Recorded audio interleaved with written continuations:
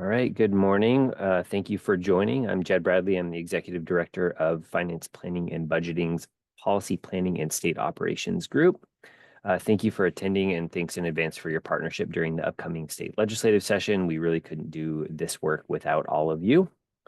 If you could humor me for a second, could you all raise your hand if this is your first legislative kickoff or first session doing this work on behalf of the university? Wow, okay, quite a few folks. For the rest of you, if you wouldn't mind, put your length of session service into the chat so we can kind of see and compete for the longest tenure. Be curious about that. A couple quick housekeeping things before we get started. This presentation is being recorded and we plan to post it on the FPB website after the event. Please either raise your hand at the end of each section or put questions in the chat during. We'll do our best to answer questions after each section and then open up for all questions at the very end. And if after this presentation you have any lingering questions or need additional help, please don't hesitate to reach out to our team and we can set up a quick chat in the next few days or as needed.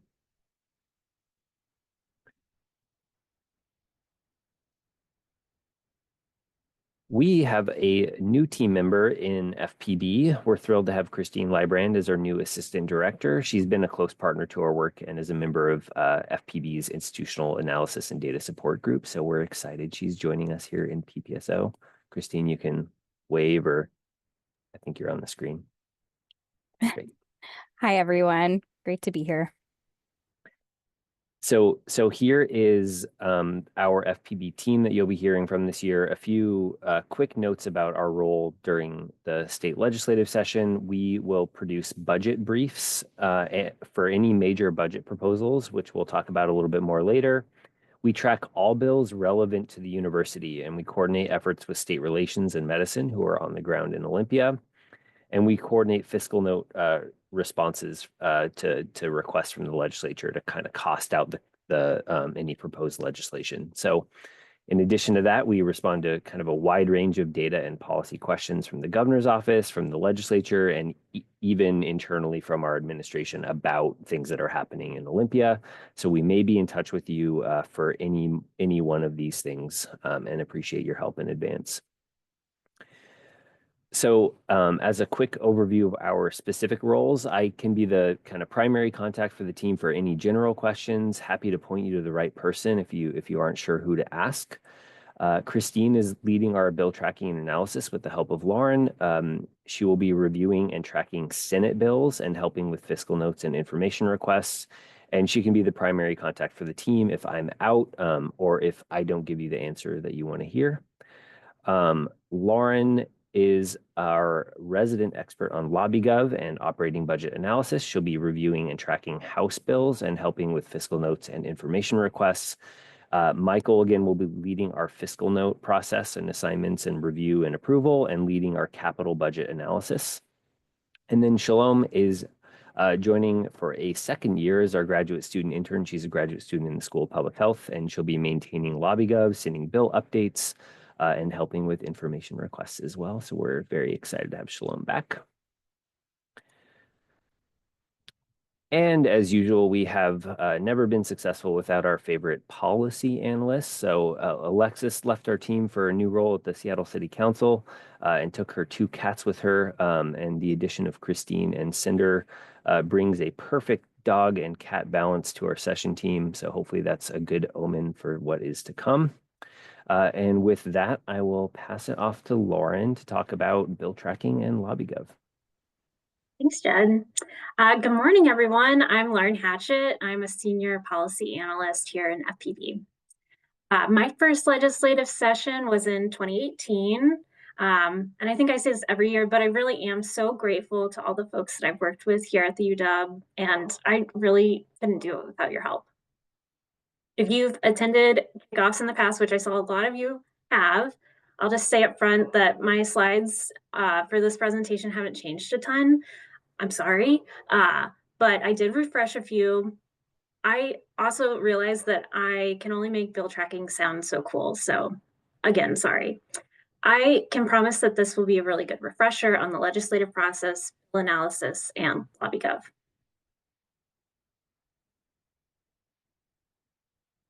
I'm going to go to the next slide, Jed. There you go. I can also promise that this work really does matter. Legislative decisions affect higher education policy, UW operations, healthcare policy, and so many other things. Tracking and analysis provides a crucial opportunity to provide feedback on policies that affect the UW. And it's critical that the experts have a say in these decisions in order to ensure that they have the desired effect, they're implementable by the UW, and they benefit our UW community.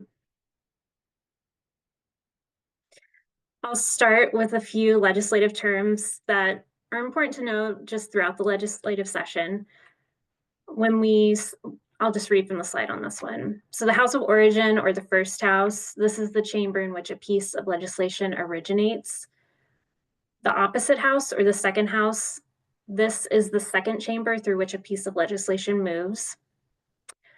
Substitute bill, this is a new version of a bill that completely replaces the original bill.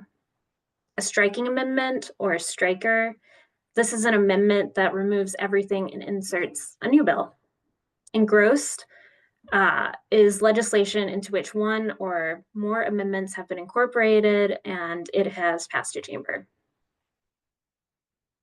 When we run through legislative process, we always start with a bill introduction in either the Senate or the House. It's created by a member, and then it's referred to a committee.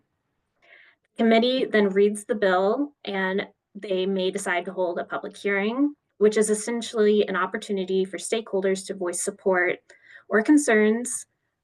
This is when someone from the state relations team or a campus expert, like a faculty member, is most likely to provide feedback. Committee then holds an executive session, which is when they vote to pass, reject, or amend a bill.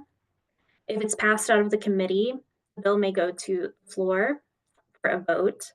At this point, the full membership of the House or the Senate can choose to pass, reject, or amend a bill.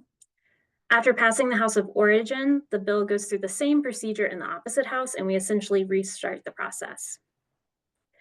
If amendments are made in the opposite house, House of Origin must approve those changes or work to reconcile. When a bill is accepted in both houses and is signed, it then heads over to the governor's desk, and the governor can choose to sign the bill into law or may veto all or part of it. In this process, your amendments are absolutely crucial to our success. Our team reviews assessments and uses information that you provide to determine what the best way to move forward is. If you ever have feedback that you don't feel comfortable putting into LobbyGov or submitting via email, feel free to give any member of our team a call.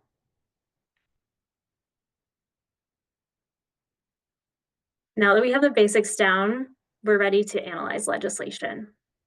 First step is to read the bill. If you are working with an analyst on our team, we always include a direct link to the bill's homepage on the legislature's website. The homepage looks something like this, and it provides a fair amount of information. Feel free to explore, click around, but the actual bill text can be found closer to the bottom of the page, so scroll down. At the bottom of the homepage, you'll see available documents. Under bill documents, you'll see a variety of bill versions. Just please make sure that you're reading the correct version. In addition, the bill report section provides comprehensive summaries for each bill version. These reports are prepared by committee staff. They're super helpful. Again, it's really important that you're not just reading these reports. They're not a substitute for reading the actual bill text. Assuming that you've clicked on the correct version of the bill, we're good to start reading. Now, unfortunately, this bill that I have here is only an example, but in my dream world, this bill is an act relating to the eligibility of the State Medal of Merit. As you're reading the bill, here are a few things to notice or keep in mind. The first thing that you'll notice is with this example is that Section 1 is a new section. This indicates that all the language in the section is new, and it's really important that you read the section in its entirety. As you read through the first section, you may also notice the tone here. Often, but not always, the first section of a bill is kind of a preamble where the legislature states their current understandings of an issue and identifies intention for why they're writing a bill in the first place. The statement of intent is usually found at the very end. And so in this example, we can see that the legislature intends to recognize the contributions of live mascots by expanding the eligibility of the State Medal of Merit. As we move on to section 2, we see right at the top what RCW is being amended. This is the code that's being amended. So this is RCW 140010, which establishes the State Medal of Merit. As you're reading, you will want to keep an eye out for any struck out text, which indicates that language is being removed from existing code, and any underlined text, which indicates that new language is being added.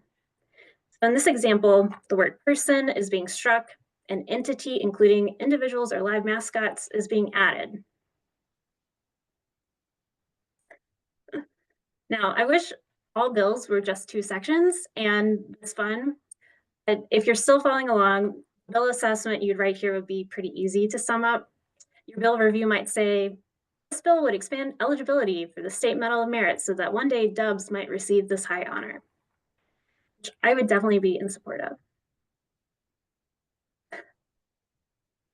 So if you wanted to document your strong support for that bill and alert our team and the state relations team with your feedback, we do this in LobbyGov. Many of you are probably familiar with LobbyGov. As a quick refresher, LobbyGov is a platform used extensively in bill analysis and legislative affairs in our state.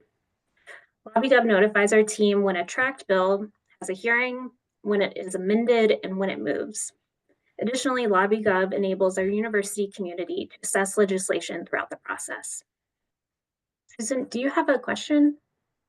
Or do you want to wait till the end? Okay. Our university partners who've been asked to review legislation can access LobbyGov at uw.lobbygov.com and use your UW-Net ID to log in. You may need to select the SAML login if you're not automatically directed to use your UW-Net ID to log in. If you run into any issues, if you need an account, feel free to reach out to anybody on our team. If you're assigned a bill in LobbyGov, you're going to receive following email. This email will notify you that you have a new bill assignment, and you can log into LobbyGov directly from this email. If for some reason you missed the email, maybe it went to your spam folder, we will send you an email a few days before your bill has a hearing with a reminder to provide feedback in LobbyGov, and we'll also provide a link to log into the LobbyGov. After you log into LobbyGov with your UW-Net ID, you will see this page. And this is just my view of LobbyGov. So I can see here in my to-do list, any bills that are pending review. You want to make sure you're viewing the 69th session, which is the session that we're entering. This shows me from left to right that Senate Bill 5117 has been assigned to me. If there was a companion bill, it would show up here, but there's no companion bill. It's a pre-filed bill. I can see the abbreviated title for quick reference. This one concerns agriculture impacts, and it looks like the review is due Monday the 13th. To provide analysis on this bill, all I have to do is click Review Bill. After I select Review Bill, you see this page, and in the top left-hand corner, you can select the Legislature Bill page. And this button will take you to the legislative website for this bill's homepage. And you can review things like the bill report, amendments, the bill text. You can also see if anybody else at the UW is assigned to this bill and read any analysis they may have provided. So we are actually tracking this bill. But for this presentation, I just went back into LobbyGov and assigned an additional department, and I added note in the note line, just so that you could see where those would appear if they were there. This can be helpful to see who's tracking the bill, and you can click directly on the names of the reviewers or the other departments to see if others have provided feedback. Even if they haven't provided feedback yet, it can just be helpful to know who else is tracking the bill, and you can connect with those folks offline. I will say that before we jump into providing assessments, there are really helpful assessments and not so helpful assessments. A helpful assessment provides a detailed summary on what the bill does and how it changes current policy. It summarizes how the change would affect the UW. It recommends a position and a priority. By contrast, a less helpful assessment is limited and doesn't assess the impact of the bill. It may indicate concerns and recommend a high priority, but it doesn't detail what the concerns are. It may not offer any amendments to alleviate those concerns, and it might not offer any helpful rationale for opposition. If you write an assessment like this, you're probably going to get a call from us asking us for more details. The worst thing you could do is not doing anything. That's not helpful. If you don't provide an assessment, we'll try to reach out. If we still can't get anything from you, we'll just assume it's not a big deal, which hopefully it won't be a big deal. When you're assigned a bill in LobbyGov, we typically ask you to respond to 4 standard prompts. The next few slides, we have examples. We have examples of assessments that we wrote, and they range from helpful to concerning to confusing. Just as an FYI, we're going to share this presentation on our website, so you don't have to read this. I'm just going to point out a few key things here. First 2 prompts are pretty standard. We just want you to assess the impact of the bill and provide any suggested amendments. Our third prompt asks you to consider the bill within the context of the UW's diversity blueprint goals. And we have those right here, also linked in the prompt itself. For example, if a bill would mandate new reporting requirements for public meetings that take place on each campus, on each of our campuses, your first thought might be, wow, a lot of public meetings happen at the UW, and more reporting for all of these public meetings might be really expensive. And that's exactly where my brain goes, because I write fiscal notes. We all just want to challenge your thinking beyond the obvious cost, and think about whether this increased reporting would lead to improvements in accountability and transparency, or goal number 6. Or would it be more burdensome and take away from goal number 6? Whatever it is, we want to know what it is and just tell us. Fourth prompt is intended to be a catch-all. Oh, I should also just say, if you can't think of anything, it's totally acceptable to say, I can't think of anything at this time. And if you think of something later, that's great. The fourth prompt is intended to be a catch-all.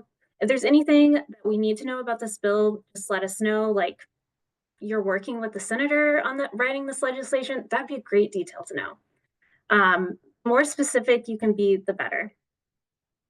When I look at Jed's assessment, I'm not going to read the whole thing. I can tell like it's pretty short and to the point, which is generally pretty good if we're reading these things.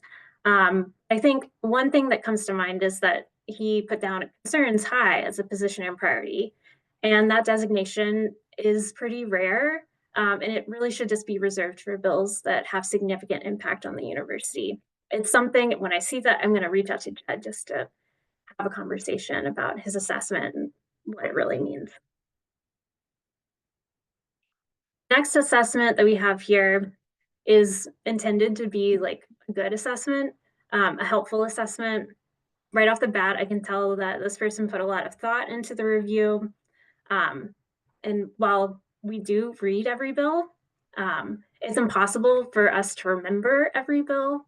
I think Christine and I are up to almost 400 pre-filed bills that we've read. I think we're at 395, which is a lot. And it's scary when we do remember something about a very specific bill. But in this review, I really appreciate when there's a brief overview of what the bill does. It jogs my memory. And I also appreciate that this reviewer has identified sections to pay attention to, so I can go directly to those sections and read them myself. I think here they've identified specific amendments. That's so helpful. Linked it to the UW Diversity Blueprint. Amazing. And I also really appreciate that there is a neutral low priority and position here to say, like, no immediate fiscal impact. This is all great information to have. Not every bill can be our highest priority, but if this bill did take off in Olympia and if we got questions from the state relations team or legislative staff, this is great analysis to have and a great starting point for us to start with to be able to answer those questions. Finally, next slide, Jen. Finally, we have Michael's review of the bill, which, full disclosure, I asked Michael to write a really vague, concerning, confusing bill assessment. But the highlights here are Michael let us know that this bill is going to have a significant and negative impact on the UW and that we should oppose this bill. It doesn't let us know what any of those impacts are. It's an exaggerated scenario here, but we do see reviews that don't give us a lot of information, but are also marked with the highest priority. If you submit a review like this, you're guaranteed to get a call from me, Christine, Michael, worst case, Jed, just to get more information. To finish up the review, I've hinted at this in previous slides, you're going to be asked to recommend a position and a priority. Our team will be most interested in bills that are marked with a high priority. These bills have a really significant either positive or negative impact on the university, and they necessitate the highest level of attention by our team and the state relations team. Fiscal impact is generally greater than $1 million per fiscal year. I'd say most bills fall into the medium and monitoring priority levels. But you can find guidance for selecting a position and priority on our bill tracking and legislative resources page. When you're ready to finish your review, you just click yes and then hit save, and that's it. You have completed the review. When you are reviewing bills, please ask yourself, what does the bill add or remove from existing law? Does the bill have a fiscal, programmatic, or operational impact? What amendments would you recommend? Again, you're the experts in your field. Your explanation of feasibility and specific impacts of a proposed bill truly steers if and how the state relations team approaches it in Olympia. Couple reminders in general, just please remember to be clear and concise. Note any areas of confusion. Provide us with some education. Give us a sense of importance and scale. Pay attention to the version of the bill that you're responding to. And please respond. Another note that is not written here, remember that these assessments, they're generally private, but they are viewed by a small group of people on campus, and they're also subject to public records requests. If you have any questions or run into any issues, please feel free to reach out to anybody on our team.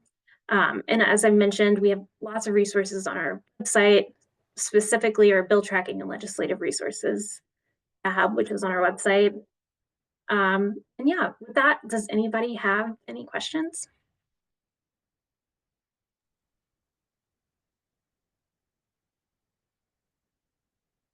Questions for Lauren before we move on? Beatrice? Yeah, can I do just talking or put in the chat? Okay.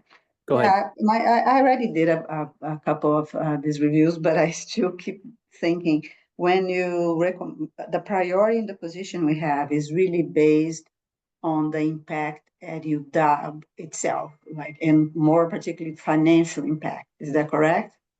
Not like sometimes just give an example. Sometimes I find things that I get so excited. It seems so promising. My God, this is amazing. from my area, from public health perspective, from advancing health of the population, but I'm not sure it gives money to UW or has any importance that way. So I get caught, and I had last year one that would give money to UW, but would be very detrimental for public health and even democracy, in my point of view. And then I get caught on this, and I don't know what to do. So any insight where I should put a comment or just shut up, don't do that part, just do the part about UW would be helpful for me. I think the what did we miss part, that might be a good spot to just say, like, this is how our unit feels about the bill, but other units might feel differently. Maybe reach out to these other units. You can also just email us or call us anytime you're stuck. Yeah. Okay. And, But the and I would, priority should be really impact on UW. So yeah. in general, I would say we are most focused on impacts to the university, but if something would bring in money, but you think it's a bad idea, we of course want to know that. I think there's plenty of examples where we've been asked to do a research project or something else that maybe would bring resources into the university, allow us to hire a couple folks to do a project, but may not sort of align with our public mission or whatever else. And maybe an example of something that would not bring an impact to the university would be something like a new state financial aid program that would support students in your unit. We would want to know that you support that you want more financial aid for your students. That wouldn't necessarily do anything for the university from a bottom line perspective, but we'd of course want to know that it would be increasing access and opportunities for students in your area. So just an example. Christina, I see you have a question. Okay. Yeah, so if someone wanted to either start, like get the process rolling to either propose a new bill or amend a current bill, do they do that through the faculty council, or could they do that themselves by filling out a form? That is a very good question. Very specific, Lauren, but go ahead. yeah. I was going to say, like, if you're assigned a bill in LobbyGov, that's a great way where you put in, like, I suggest these amendments, like, here's the position priority. We talk about any bill that has a hearing, we talk about the state relations team, and we mention, like, what the bill does, and here's suggested amendments. But I think if you're not assigned a bill in LobbyGov and you bring a bill to our attention, we'd probably forward that along to the state relations team. And Is that then, right? Go ahead, Christina. Oh, okay. And then is that who the person, or I guess group of people will work with then to get the process rolling on presenting a bill? I think they'll probably talk about it. There are lots of fun laws around what you can and can't do as a public employee. So generally, like, you can talk to the FPB team, Jed, myself, Christine, Michael, about anything, just like how you feel, all of your feelings. As soon as you take that out of the university and talk to a legislator about something, then you're like, whoa, wait, we're like, talk to state relations. They can handle it. And Joe will get into that a little bit later. Yeah. I think there might be a difference with, like, we track bills, we will ask for your feedback, Christina. But if there's a law that you would want to be changed, I think that's kind of a longer process. You could, consult with us first, but ultimately we would need to kind of assess if it's something that affects the university that we need to change, and then we could involve the state relations team. It is a very long process to amend state law. So it would be a multiple year process where we'd have to have a lot of discussions, identify a member of the legislature to propose a bill, because only they can do that kind of thing. Got it. Okay. Yeah. I was just unsure on, like, how the process is started and initiated. Yeah. And then from there, I know it's sent to the houses. Okay. Thank you. Yep. And then I should mention one other thing. If there is a request from the university for a budget item or a new program, that all goes through our team in an annual budget process where we have to submit a request to the state as a state agency. So that happens leading up to our submissions in September. So we kind of assess the needs in biennial years. We ask for proposals from units, that kind of thing. So if there's anything from a sort of programmatic or budget perspective, that's the process there. Oh, okay. Good to know. Thank you. Mm-hmm. Okay, I think we can shift to Michael. Go ahead. All right. Good morning, everyone. I'm Michael Lance, and I'm a policy analyst in FPB. I will be going over our fiscal note development process. I know some of you have already received fiscal note requests from us, and I want to thank everyone because I know fiscal notes can be stressful and a lot of work sometimes. So what is a fiscal note? In short, it's an estimate of a bill's financial impact. It shows how a bill would fiscally impact the UW and other state agencies, usually over 6 years. It must be based on the least expensive way to reasonably implement the bill. It is always tied to a specific version of a bill. Therefore, each time a bill is modified, a new fiscal note is requested. It also helps legislators evaluate a bill's costs and merits before deciding when to pass, reject, or amend the bill. And it informs legislative staff, journalists, lobbyists, and others involved in the legislative process. Most importantly, fiscal notes are considered highly objective, and our work needs to be replicable by the Office of Financial Management. Importantly, this is a separate process from an advocacy document or the LobbyGov bill assessment process that Lauren just covered. But why should you care about fiscal notes? Simply put, if the bill passes and it impacts UW or your unit, the fiscal note will be used to determine how much funding your unit will receive. Therefore, fiscal notes need to be responsive and accurate. If we don't respond, the legislature will assume the bill doesn't impact us. Therefore, they won't know to amend the bill in a way that may mitigate that impact or to provide funds to offset the financial impact. We also want to maintain our credibility down in Olympia.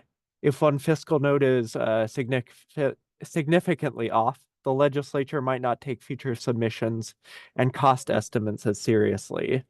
That is something we obviously work very hard to avoid. However, the process is also tricky. We usually only have about 72 hours between the time we get a fiscal note request from Olympia and the time we need to respond. Additionally, the UW is engaged in a huge variety of activities and programs, so fiscal note requests cover a similarly large variety of topics. We get fiscal note requests on everything from police pursuits to nurse staffing levels to financial aid. Our team tries its best to be familiar with as many UW relevant topics as possible, but we very much rely on your expertise to quickly prepare accurate and defensible fiscal notes. So let's go through the process here. First, legislative staff will request a fiscal note for a given bill, and OFM will assign it out to the relevant agencies. If it's coming to UW, I will receive that request, assign it to an analyst on the team, either myself, Lauren, or Christine. And then the analyst will start reviewing it and figuring out who within UW to contact. The assigned analyst then reaches out to assessors, you all, with a due date, bill information, and some initial thoughts or the beginning of a draft, depending on the topic and their capacity. You will then coordinate with others on the email or in your department, as well as loop in anyone else who needs to be included, draft the narrative and calculations, and send it back to your FPB analyst for review. There's often some back and forth about details, assumptions, and inconsistencies between us analysts and the assessors. That's very normal, and the earlier we can start that, the better, because we are often juggling many fiscal notes at once.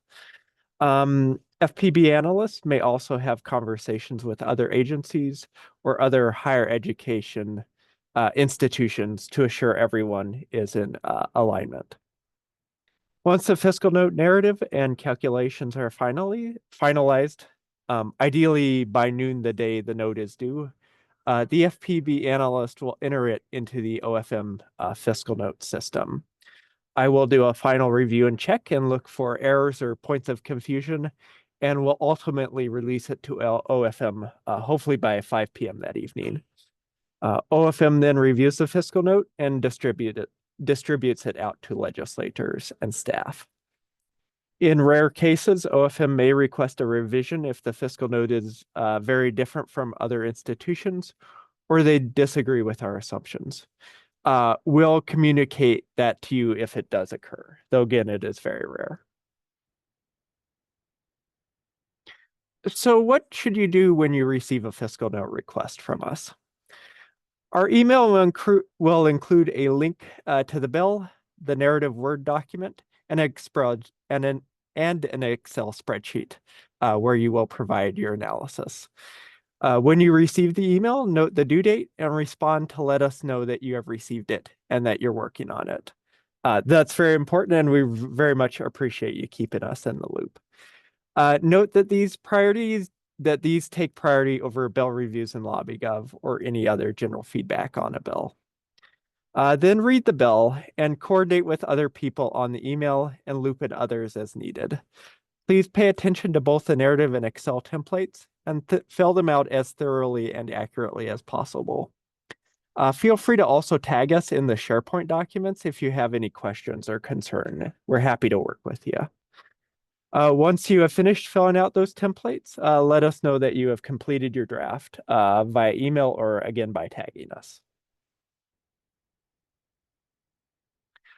So now we'll talk about the 2 templates you'll receive from us, starting with the narrative template. Each narrative includes 4 parts. The first part is the summary, which provides a brief overview of how the bill impacts the UW. If the bill has no impact, then we only need you to fill out this part. If there is an impact, you will need to fill out one or more of the following impact narrative sections.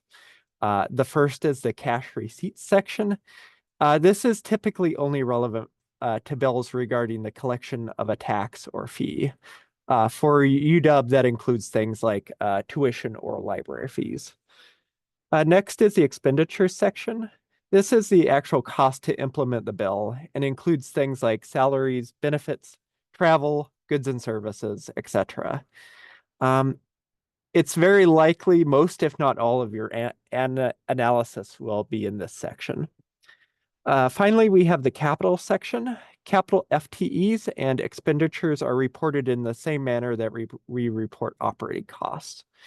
Note, however, that most capital costs, like a new printer or new software, actually belong under operating expenditures. So chances are most of you won't use this section very often, if at all.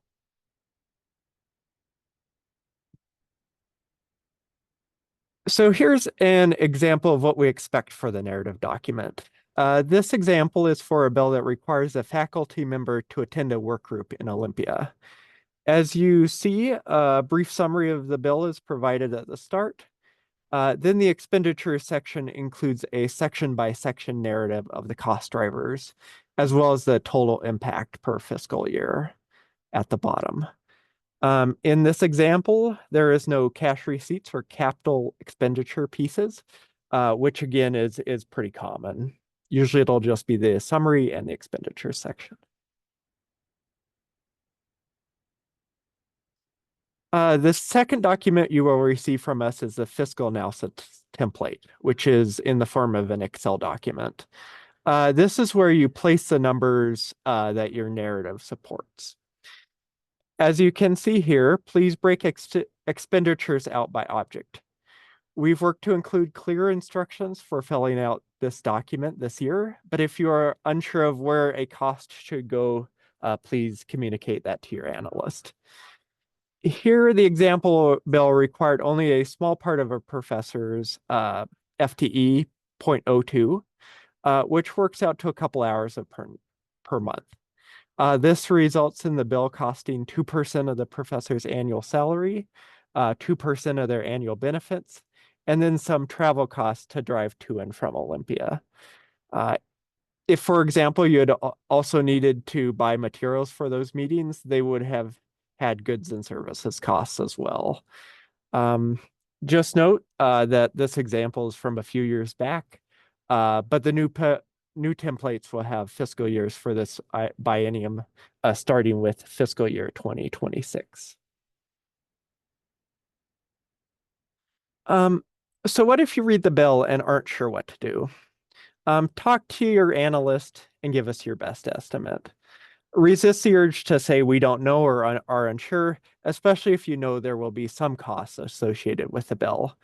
Doing that will almost certainly result in UW receiving no funding, which is the last thing we want for a bill that costs us money.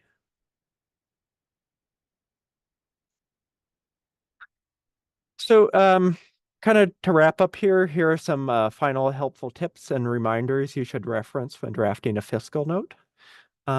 Fiscal notes take priority over general bill analysis and need to be responded to as soon as possible. Loop in others as needed. You know better than we do who the experts are on your team. Avoid indeterminate responses, and if a bill has no impact, explain why. Write for a general audience and avoid jargon and acronyms on first reference. Identify and explain all assumptions. Calculations need to be repeatable and the logic clear, both for us as analysts, but also for the folks in Olympia. Report only on a bill's new costs and impacts, not costs that are ongoing or from previous years. Identify costs and receipts as one-time or ongoing and in current dollars. Don't include inflation or future merit increases for salaries. Also consider implementation dates. What fiscal years are affected? Is all 6 years are affected or only a few? If you need additional staff, please include the position title, full-time annual salary, benefits rate and classification, and percent of FTE needed. Remember, we just need your estimates and your best guesses. We don't expect everything to be perfect or fully thought through.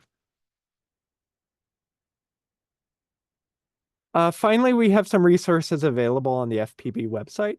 Under the State Operations tab, there's a dedicated piece on fiscal notes. It will have a copy of this presentation, a fiscal note example, and some helpful tips and reminders. And I think that concludes my piece of it, but happy to take any questions if we're doing okay on time.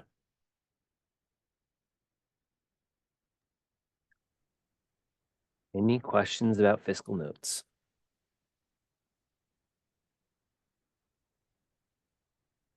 All right, thank you, Michael.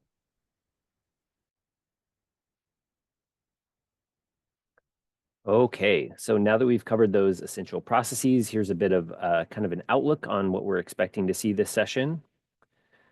So this is a biennial session. It will last 105 days with the possibility of one or more special sessions, which we haven't seen in quite a while, so knock on wood. It is scheduled for January 13th, Monday, through April 27th. And biennial budgets are usually our opportunity to request funding for new initiatives and program expansions. And bill introductions start from a clean slate. So you might see the exact same bill that you analyzed last year, but it will have a different number and it'll go through the process as if it were a new bill. In terms of our sort of economic outlook, the state's Economic and Revenue Forecast Council released their November revenue forecast. Total state revenue projections were decreased by 89 million in the current biennium and 181 million in the next biennium, which did not help our projected $10 to $12 billion deficit over the next 4 years. State revenue is growing between the current and the next biennium, but projected expenditures or the cost of continuing the budget in the current biennium into the next biennium, with caseload forecasts going up and state employee compensation, are winning the battle against revenue. So our friends in Olympia have a tough road ahead in setting a budget that is balanced, and their budget has to be balanced over a 4-year period. So Governor Inslee used the November forecast as a basis for his proposed 2025 supplemental operating budget affecting the current fiscal year and his 2025-27 biennial operating and capital budgets, which affect fiscal years 26 and 27. At a very high level, the governor would kind of wave a magic wand and rely on a proposed wealth tax and a B&O tax increase to close the budget deficit. The wealth tax alone would be over $10 billion over the next 4 years, and only affects folks with over $100 million in the bank, in case you're wondering. His budgets would authorize 3% and 2% increases for most UW employees in FY26 and FY27. And the budget also included a one-time reduction of 0.1% or 1.4 million over the 2025-27 biennium. There is one-time funding for our Center for Behavioral Health and Learning, which used to be called the Behavioral Health Teaching Facility. And the governor did not provide any funding for the university's other policy level requests, which Joe will go into a little bit more later. And then the governor's capital budget would appropriate about 260.4 million in new state funding for capital projects. It would not fund most of our clean energy transformation projects that were proposed for nearly $300 million from the climate commitment account. As a quick reminder, leadership in the House and Senate will release their own budget proposals over the course of session, which will be in a couple months. We will be watching closely for the March revenue forecast and any new revenue proposals from legislative leaders. And FPB will review budgets as they are released and will post briefs on our website on the briefs tab here. And we also have our blog, which we will post some updates on budget proposals and revenue forecasts as those are relevant. Any questions for me before I pass it off to Joe?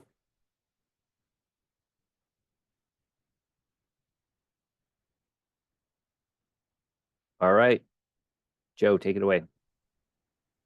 Okay, well, thanks everyone for joining. And again, I want to start by underscoring the importance of the collective action on fiscal notes and bill analysis. It is super important, and literally the state relations team, myself, Morgan Hickel, Jordan Karen, could not effectively advocate for the university without all of you pitching in. And so just want to start by saying thank you, and thank you to the I can never remember the new acronym. I just remember it as OPB team for a lot of work ahead, particularly over the next couple of weeks. The first couple of weeks are a grind, and so I just want to thank everyone in advance and just underscore how important it is to helping us be successful down there. We can't possibly know all the issues that come up during session, and so having your expertise and feedback is absolutely critical. So I'll start there.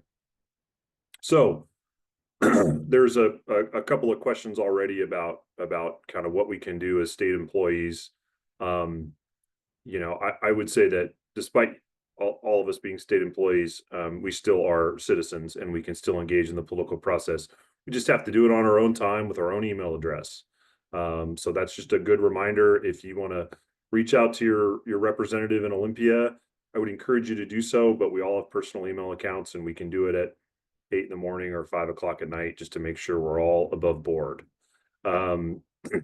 If you are reaching out, it's okay to say that you work at the UW. That is a part of your life. What we need to stop short of saying is that you're speaking on behalf of the UW, particularly if you're doing so in a personal capacity. We always want the brilliant minds at the university to educate state officials about the issues that you work on and that you're experts in. That is a huge value that the university brings to the state, and so we want to certainly promote that. So don't feel like you can't do that.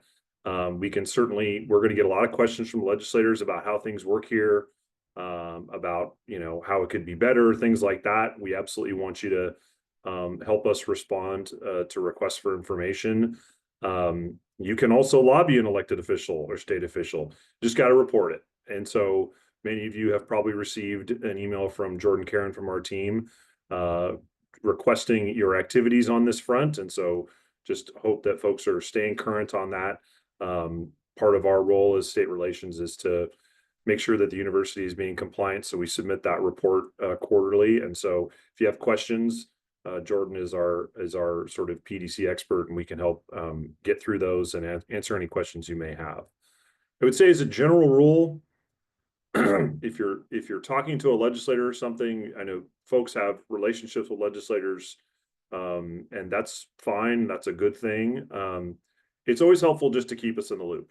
If you're talking to a member about a funding proposal or a bill that you've been talking to them about, it's always good just to keep us in the loop, because oftentimes, someone will pull us aside and said, hey, the UW's supporting me on this thing. And it's always just good to know so that we don't look silly in hallways. And also we can help you.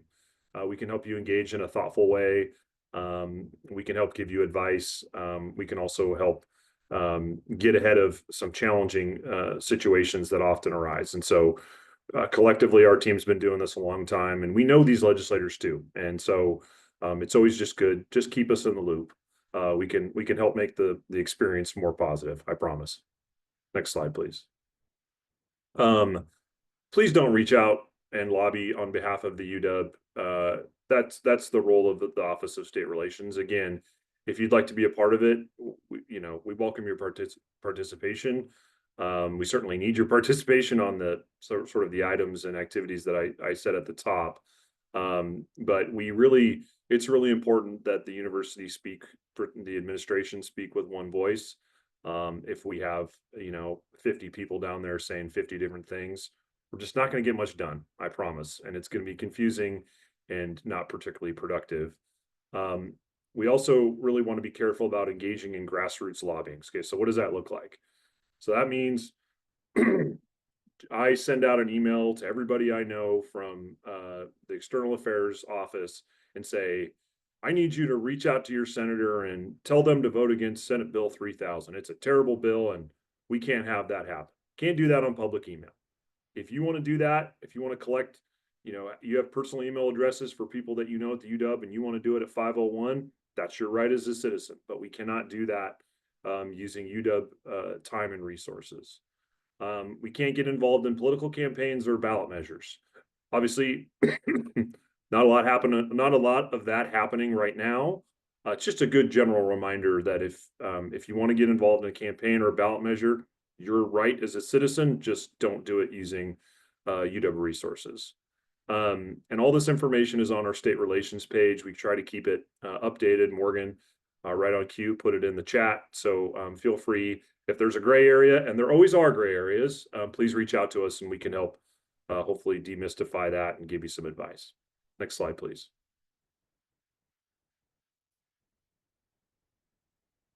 Okay, so if you have a meeting with a legislator, and this is a little bit different because the world has changed since COVID and that a lot of this happens remotely, but we're there in person every day. And so if you are coming down to it in person and you have a meeting with the legislator, number one, keep us in the loop because we are happy to come with you. We're happy to give you advice. We're happy to help prepare you for that meeting. But just generally, these folks, legislators and their staff are really, really busy people during the legislative session. They are stacked up. If you look at a legislator's calendar, they are booked in 15-minute increments from 8 a.m. to generally 6 p.m. And so you want to be there early. You want to be willing to stick around for a few minutes because they may not get started on time. They may be late. They may say, hey, walk with me to a committee. We just got to be flexible. These folks have a lot of people that are begging for their time and attention. And so we just need to be flexible. I don't feel like I need to tell folks here to be gracious and courteous, but it's always a good reminder. We don't disparage anybody else. We talk positively and constructively about issues. We don't disparage anything else.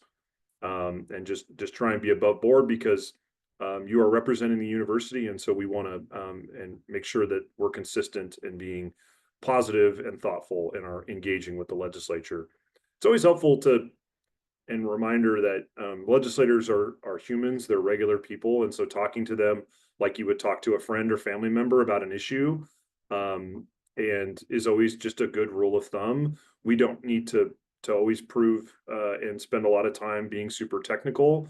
Eventually we may have to get there, particularly if you're perfecting a bill. It will take technicality, but just generally talk to these folks like they're your friends or family members, of identifying the problem statement, identifying our solution, why it matters, why it should matter to them, how it helps students, faculty, the world, whatever it might be. And then if you're testifying on a bill and you get a question from a legislator that you don't know the answer to, it's perfectly fine to say, I don't know, or I need to get back to you. They hear that all the time and they appreciate that. And we can work together to help you follow up with that member in a timely way. Next slide, please. So Jed mentioned our legislative agenda for the year. As a reminder, I don't set the legislative agenda. The legislative agenda is set by the president and provost. We work together to carry it out and advocate on its behalf. So just want to say that. We are heading into a session that is, as Jed mentioned, a long budget session. Operating capital transportation budgets will be hashed out.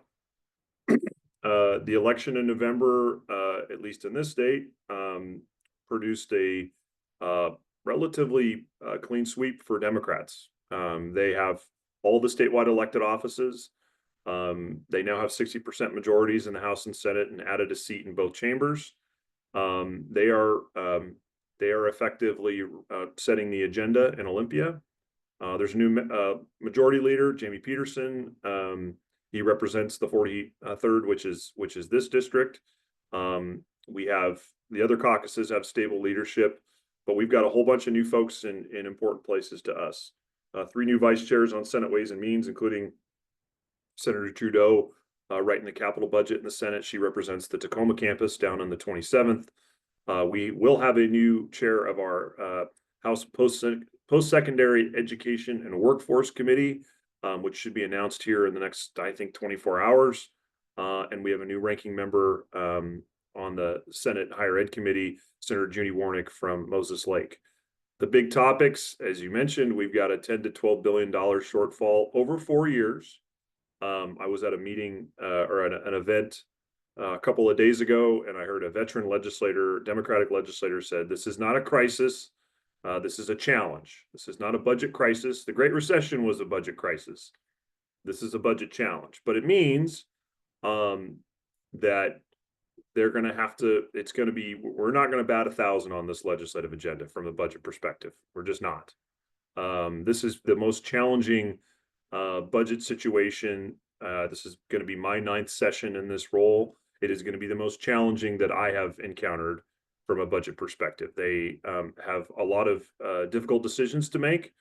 There will likely be some combination of spending reductions, revenue enhancements, other things, delayed action on certain priorities. It's going to be a combination of the 3. And so we're just going to have to ride the waves here. They've got some time to figure it out. Obviously, long session, another revenue forecast, but it's going to be a challenge. So I will run through this relatively quickly and hopefully save some time if folks have questions. Our top budget priority, and this is always the case ahead of a long biennial session, is compensation, is getting the state to fully cover the cost of employee raises and our state approved collective bargaining agreements.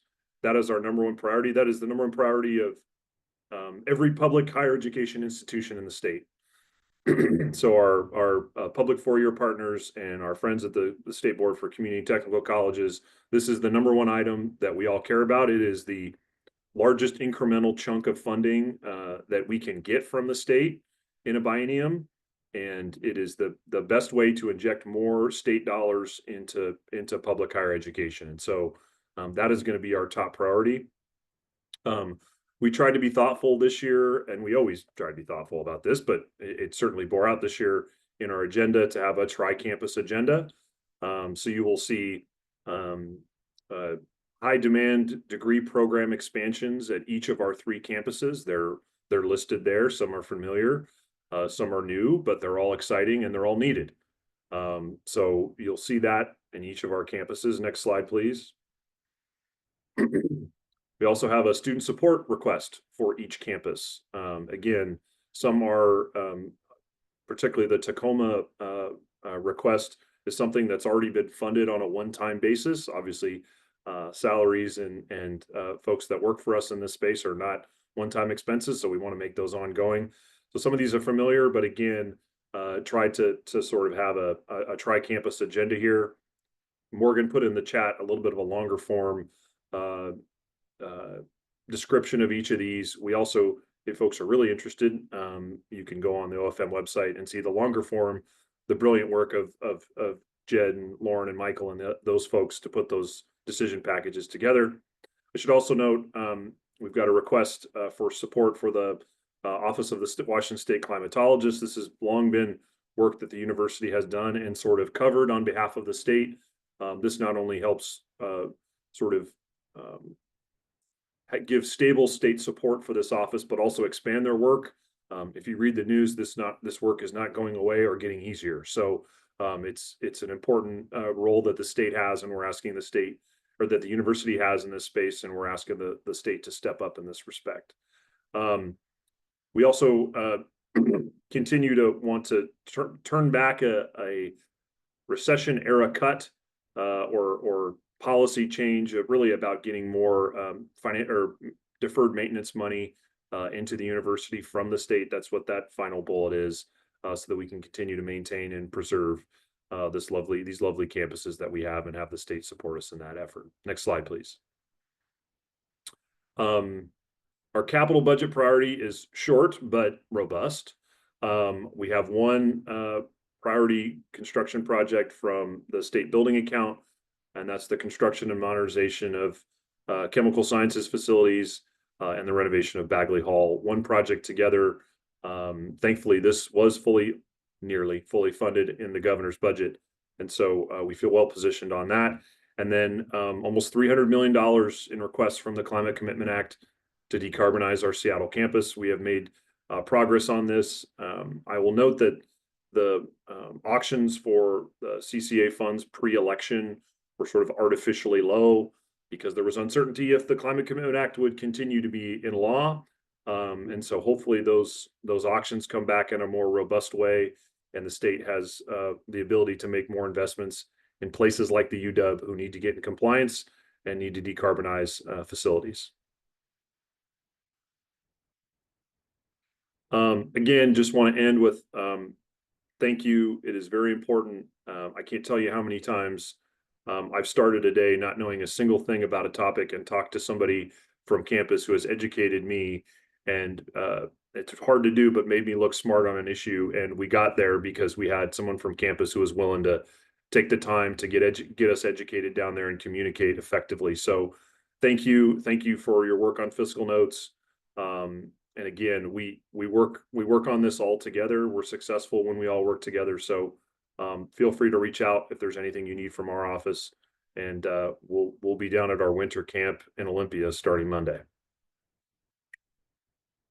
So with that, let's see if there's any questions. There's our contact information and glamour shots. See anything on the chat, but we'll stick around.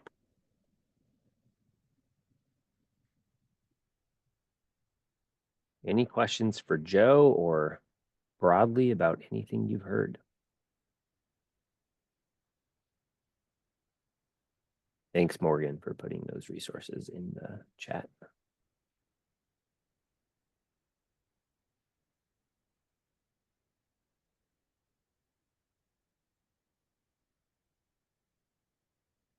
We usually have at least one or two questions. Come on, somebody. Maybe we covered it all. That's great. Beatrice, go ahead. Okay, I'm gonna go again since nobody asked a question.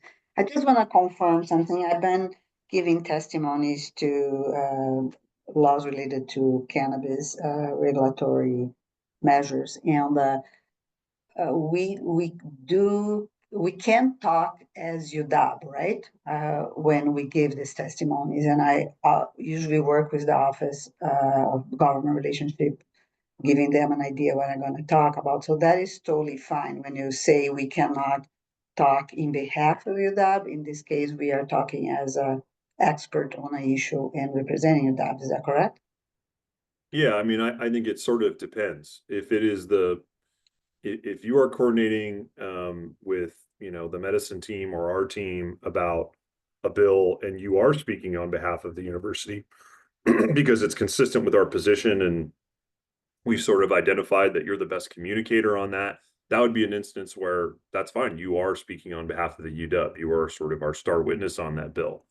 In general, if either the university doesn't have a position or doesn't feel like it's sort of critical for us to weigh in, you can still say, identify that you work at the UW. Are you speaking on behalf of the administration? No, but you are, you can identify that, yes, I am, I work at the UW. This is my role at the UW, to give yourself, obviously the credibility that you deserve on the testimony stand. But if it's not the position of the university, then you need to stop short of saying, and this is the official position of the UW on this bill. If that makes sense. Yeah, totally got it. Okay. Cool. That's exactly what I needed. Okay, thank you.